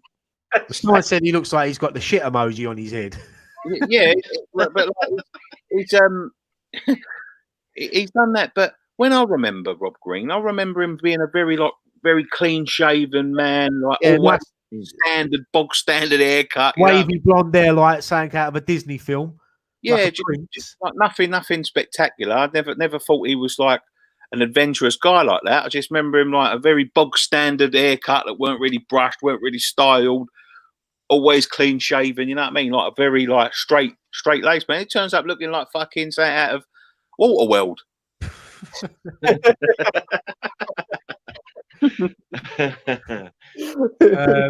Alex Ryan, why didn't you had a San Miguel in weeks? Do you know what? Every time I go, because I've only got like Morrison's around the corner for me, and on a Friday I have to rush because I have to obviously get back and set this up, and they haven't had none in there for ages. So I do miss a nice San Miguel. It's a holiday beer, Gray, isn't it? As you always say. It is, mate. I ain't had time to pop to like things. My old man was going down to the cash and carry. Not my old man, my father-in-law. I said, just pick me up a couple of crates of beer on whatever's on deal. And he comes back with Carlsberg. So I'm back on the Carlsberg. Neil Walker says Rob Green now looks like he's the missing link from the Village People. Oh, fucking hell. Yeah, Scott, you've been dragging them beers out for about fucking... I'm sure you had them last summer. No, this is the new lot. I had them last few weeks. This is another bunch. So, but that's the case that I bought it before I left when we used to live together. Lee Davis, where is it? The pixel should be called Sullivan Gold because you can't get rid of them. I'm sure there's more coming as well. I'm sure of it. What, you getting more pixels? There's only two. Sure of it. I'm trying to think what one's the original one now. I think it's that one. There's a little one coming at the top as well. Yeah, there's a little one coming at the top. Yeah. Is there? Yeah. Well, look, it's a proper baby. You got Gold, Sullivan, and Brady.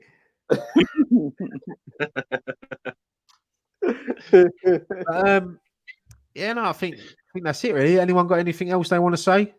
We're not going to touch on the terrible VAR decision against Villa. Yeah, go on. We'll have 5 minutes on that. I'll be honest, mate. I couldn't believe what I was seeing. I thought the referee put his Fitbit on instead of his fucking. I thought he had the wrong watch on. How could that? Apparently, it went off at half time. It buzzed at half time, saying it was a goal. Did you see the Hawkeye's response, like the what they put out, saying, "Oh, the cameras were blocked by the body of the goalkeeper and the player that barged the goalkeeper." And then, like, and that was just the people who do Hawkeye though going to the Premier League. Don't worry, we've got this one. That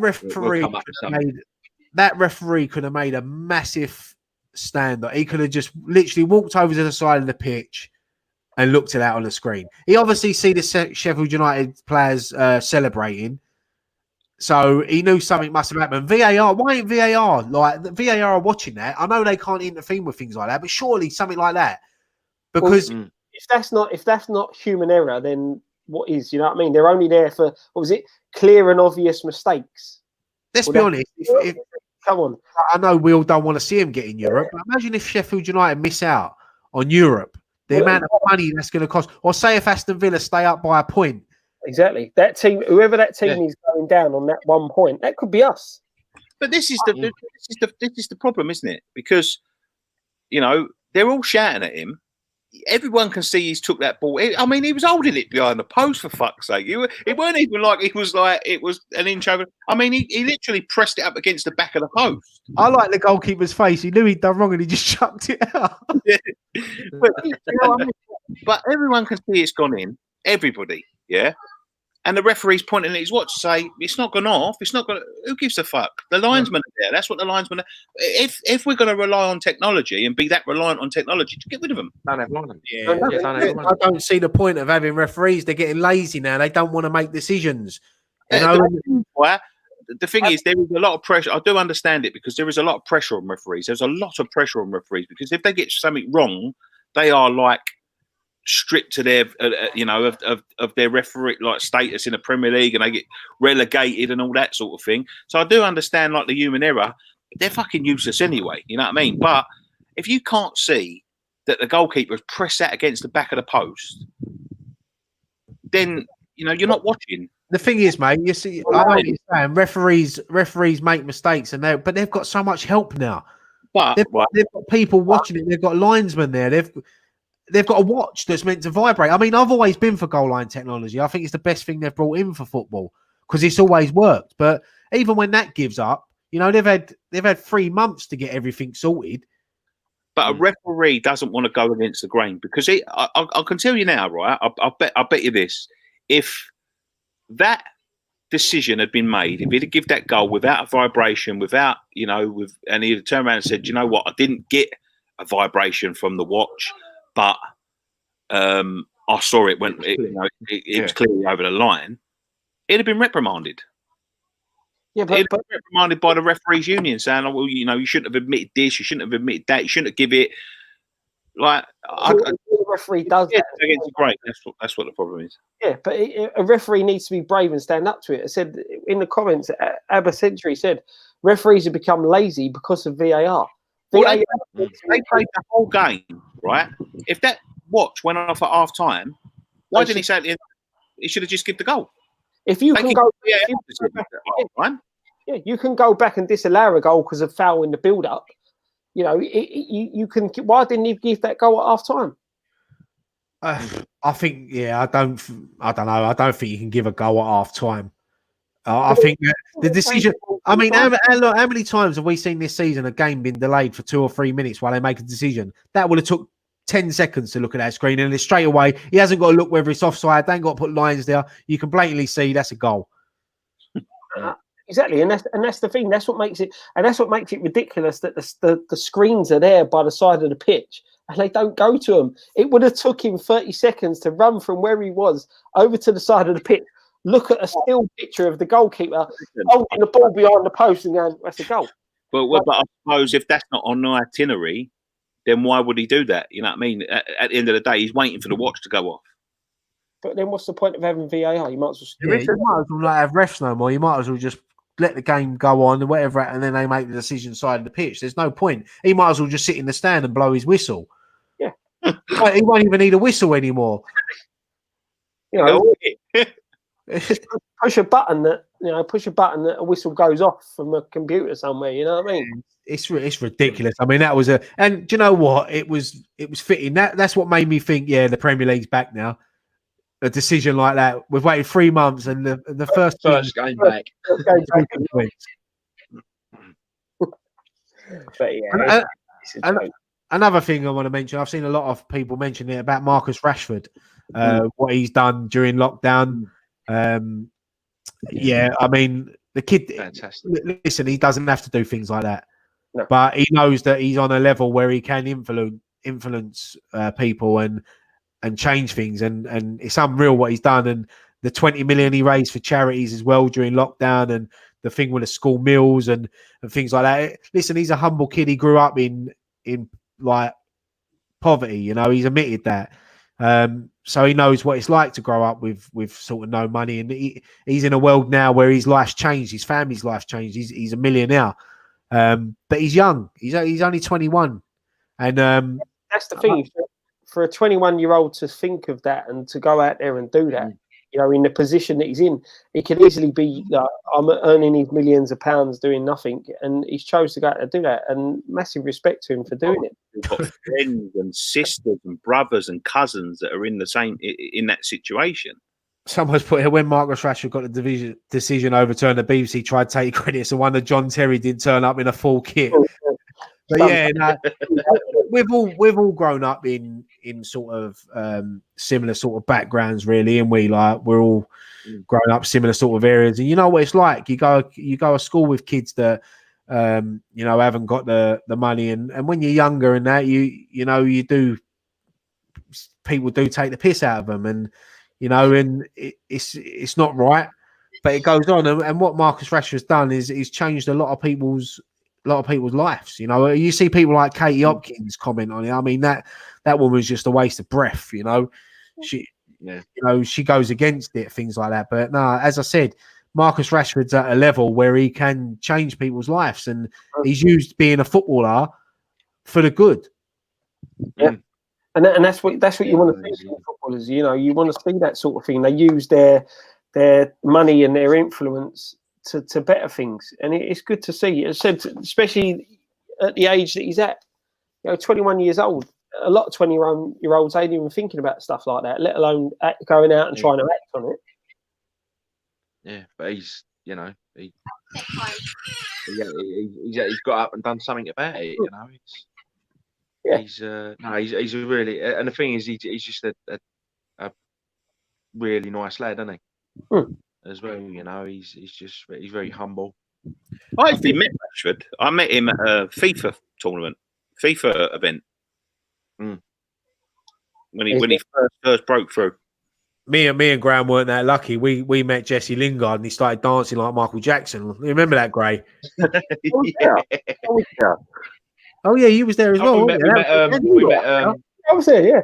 Oh, sorry. I thought it was just met Jermaine Genesis as well, didn't we? Oh yeah, because I said I said to him about lasagna. You asked him whether he had garlic bread with his lasagna, didn't you? Yeah.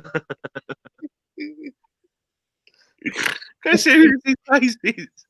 What? Hey? Oh, don't. You're very serious, Graham. I'm very serious. To be fair, it's the first time I've seen his mouth above the Friday night pint sign for the past 10 I know. It's just his eyes. Be like that. Has Nicky done his forfeit yet? He hasn't. Do you know what? I know we keep saying it and that, but at the moment it's obviously a bit difficult. But I think that's going to be one of our first things we do in pre-season. Once the season's over, or when we're allowed to go back down pubs and meet up again. Because you're forgetting, I mean, I know we meet every Friday, but we ain't seen each other since the Arsenal game, have we? No. What was that? The 7th of March, wasn't it?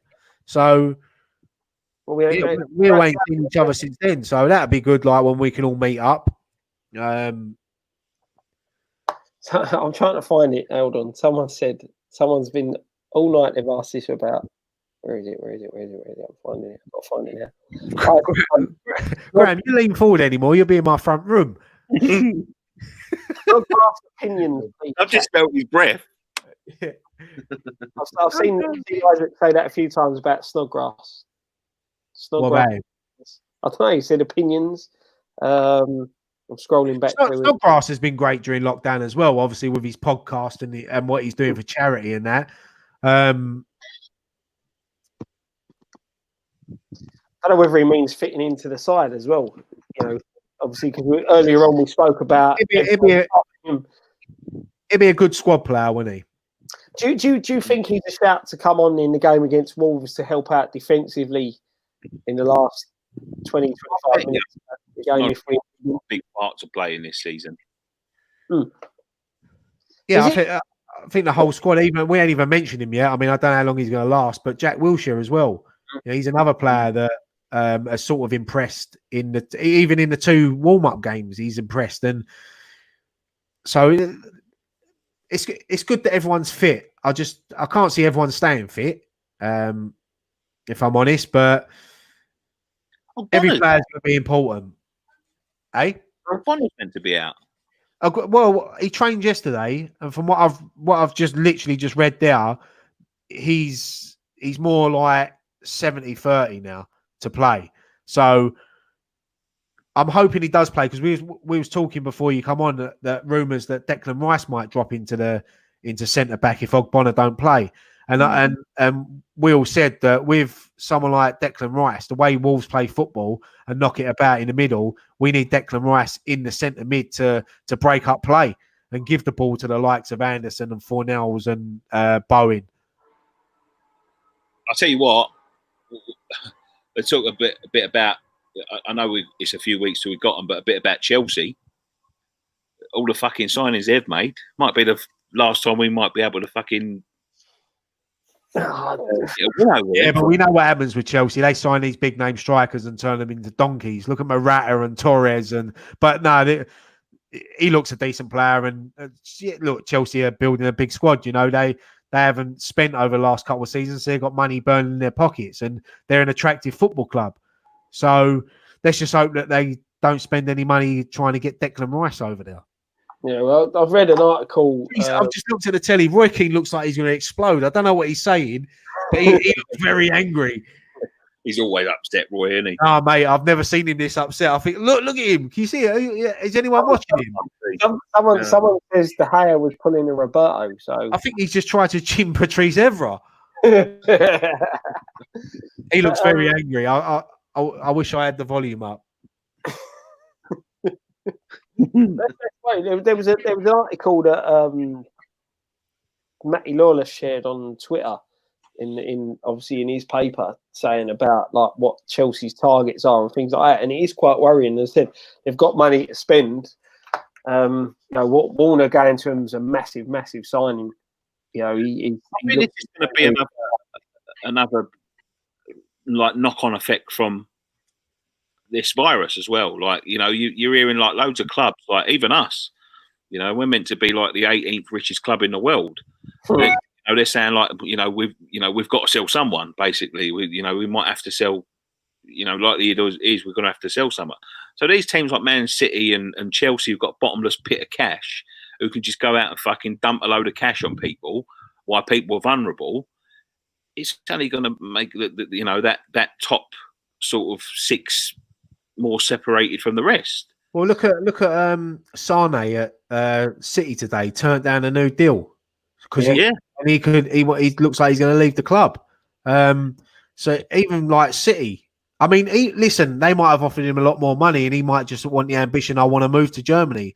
I want to leave City and go and play for Bayern Munich. There's nothing wrong with that. But if City can't tie someone down because they can't afford to, you know, which I think they probably can, but it's crazy, isn't it? But I think Chelsea are in a good position. You know, they could be right up there next season, challenging for the title without a doubt. That is a worrying thing. Like Nicky was saying, it does when you look at sides like City and Chelsea, who've got that bottomless pit of money by the looks of it. It is worrying. It is worrying. But then when you look at the other flip of the coin, you've got Liverpool turning around and saying they couldn't afford to go and sign someone like Warner. Apparently, Mark just said that Roy Keane's having kittens over De Gea and Maguire. So I've tried to sort of look at, but yeah, it don't sound good. But he was getting very red. He was getting very angry. Matt House is doing a live video during a game tomorrow. If you stick around to the end, mate, I'm going to tell you exactly what we're doing tomorrow.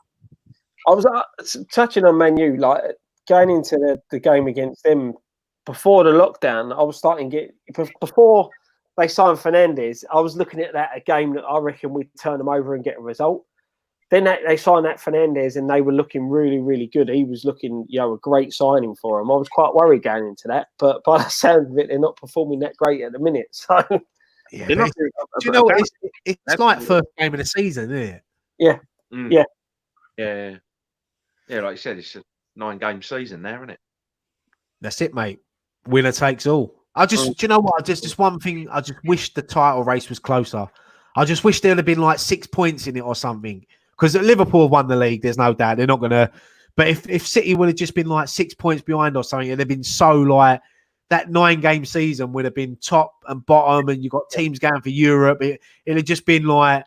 Well, if you take the title race out of it, the whole league, as it separates, there's so much excitement because I said no one's guaranteed Champions League, but no one's guaranteed to go down. Never say never, because Liverpool could lose all 9 games. They won't, but it could happen. mathematically they haven't won the Premier League. So Exactly. imagine that. Candyman just said Roy Keane just called De Gea the most overrated player, and he could ever catch that header from Son, yeah, I see. Yeah, I've been saying that about De Gea for a long, long time, mate. The myth outweighs the ability. To be honest with you, I think he had one.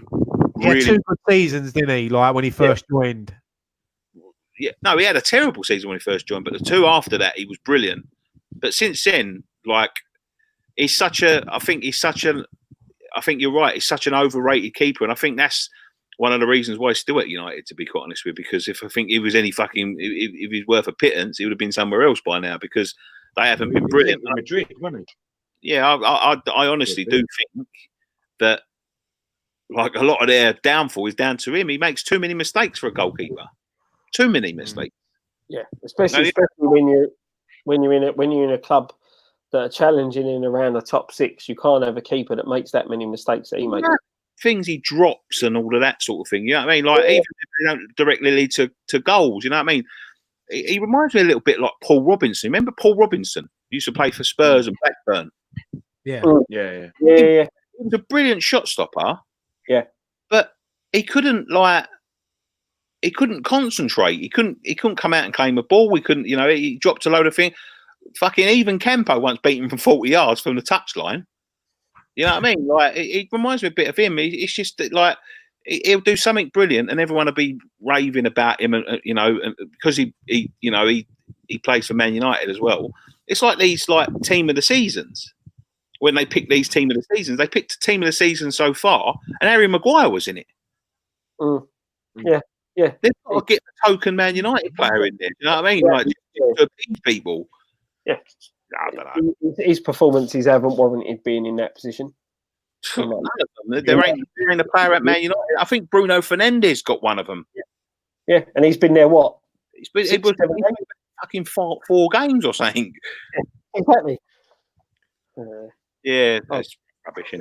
Yeah, I think we're coming to the end now, Nick. Do you want to explain to everyone about what's happening tomorrow and that? Tomorrow, we're going to have a lot of content coming up. What we're going to do is we start the day morning-ish, about 10, 11 o'clock-ish. We're going to do a show on our Patreon for our patrons only, which is sort of a build-up to the show. We're going to try and get a couple of guests in if we can to talk about the game coming up. And then we will be on a live stream from about 4:30. So about when the teams get announced, we'll be on a live stream talking about the game coming up, our chances. We're trying to get a Wolves fan in to build up the game with him. Then obviously it'll go through. We've got a live stream going through, like a watch along sort of thing. We've had a nice new set design for it all and all that nonsense. So there'll be a couple of us sitting there watching the game as we go through. As we go through after the game, I don't know whether any of you joined us for the Liverpool game or the Man City game just before the season ended and we couldn't get there. We've done a watch along, then we've done a phone-in show. So one of us will be doing a phone-in show, but on the other cam, getting records, we'll be doing fan cams with some of the regulars and stuff if they want to come on. You know what I mean? And well, anybody wants to come on, but I know that a couple of people have already said they would want to come and do fan cams. Then they'll be uploaded straight after. Then on Sunday morning, it'll be the morning after the game before, as we get through back to sort of normal content. And then it'll just go on like that until post-match pint, of course. I was going to say you forgot post-match pint there, Nick. Post-match pint, yeah. So the post-match pint will be straight after all of that content, and then obviously the morning after the game before, getting back to the musings and on the social and all of that sort of stuff next week, as we sort of wind our way down to the end of the season now. And yeah, I think on the social, obviously, it'll be back because now there's something to talk about. What the fuck was that? I thought your eyebrows fell off, Gray. I wonder what that was. That's like across the screen. I wonder what that was. One of my cats. Jesus Christ. But yeah, on the social, we'll be back. Obviously, Scott's back with his previews, the one uploaded earlier. We'll be back to normal basically now that the football's back. So it's going to be good. We're going to, as Nicky said earlier, we didn't want to just put content out for the sake of it because sometimes it can get a little bit boring. So with what we're doing. With obviously we have this on Friday nights, and people look forward to it. And yeah, I think Blockbusters will be back at some point. I've seen someone just commented on there. I think Blockbusters, we're trying to get that done in the next week or two. What we'll do is we'll record one more Blockbusters before the season starts down, and then we'll let the season ride out for a month, and then we'll bring it back for the summer, I think, because that was very popular. Crosshammers, hook me up on fan cams, boys. I'll get the link out tomorrow. If you ain't already, follow us on Twitter at West Ham Fan TV. There'll be a lot of updates on there. Facebook.com/West Ham Fan TV. Even check our Instagram. I'll be putting some things out on there tomorrow. There'll be links coming up for the live shows. There'll be links coming up for the live phone-ins after. And if you want to do a fan cam, drop me a message and I'll drop you in a link and we'll record them separately. You know, we always, you know, why the you know, a lot of people have asked me why the phone-in show isn't like replacing the fan cams. It's because I think with a fan cam, I think everyone needs to have an individual fan cam. You know, because you get lost otherwise. No, I've just read that comment. Yeah, I've seen it. Sorry. Graham Cat got 2 ball patches shaped like eyebrows. No, I'm a firm believer that every single fan that does a fan cam has to have their own fan cam. It's not just bundled in. You know, if we're doing a half-hour phone-in show, you know, not everybody watches a half-hour phone-in show. But if you want to watch a fan cam, you can click on a fan cam individually. It's only a couple of minutes. It's bite-sized content. That's why we always do fan cams individually and not, you know, bundle them in as one. But yeah, there'll be lots of content coming up tomorrow, over the weekend. When it gets to a normal kickoff, so I think the next normal kickoff after that is next Saturday. I think that's the Chelsea game, right? No, we've got Tottenham on Tuesday. Tottenham on Tuesday, but the next normal kickoff. Chelsea's a Wednesday after. So when is the Saturday one? I think it's Newcastle, but I think that's an early one, I think. Anyway, whenever it's on a weekend, we're going to be doing like the Thames Ironworks Breakfast Club's going to come back as well. Newcastle's on the 5th of July, 2 o'clock kickoff. Okay, yeah. So that day, 5th of July, Jesus. Mm-hmm. Yeah, so Chelsea's on a Wednesday, 8:15, I think, kickoff. We can actually cram more content in because we ain't actually travelling, you know, and we're going to be in, you know, at home and with access to internet and all of that sort of stuff. So yeah, it's going to be crammed. We're going to be crammed for the next month. And then we'll be looking forward to pre-season for a rest. yeah. But yeah, keep your eyes on it. If you ain't subscribed, subscribe now. Click the bell notification so you can see all of our videos. There'll be lots of live videos, lots of pre-recorded content, everything else. If you ain't already, join us on a Patreon because there are exclusive things on there as well as competitions. We've got a competition tomorrow for the patrons only. Yeah, so it's all worth checking out, mate. And you ain't seen our T-shirts for a little while. We haven't got anything new because the designers haven't been in because of the COVID-19. But yeah, they're still available. Everyone's back to work there now, as far as I remember. We've got the post-match pint glasses where I'm going to try and drop one off to you for the next post-match pint. Yeah, and so there's loads of stuff going on. It's not, you know. Happy days. Exciting stuff. Yeah, it won't be exciting when we fucking lose 3 in a row, Scott. Yeah, that'd be good. I just can't wait for that day when we can all meet up and do like things properly again. But the way it is at the moment, you know, we're making it work. Best thing. We will make it work. Someone just said check your email. I've checked it. Nothing. Nope, nothing. Probably it's got us on a wind up. We're all checking our emails now. I'm glad you check your bank balances. You've all been cleared out. I'll be gutted because this is the first time in about 6 years that I've actually had a little bit of money in my account, like before my next payday.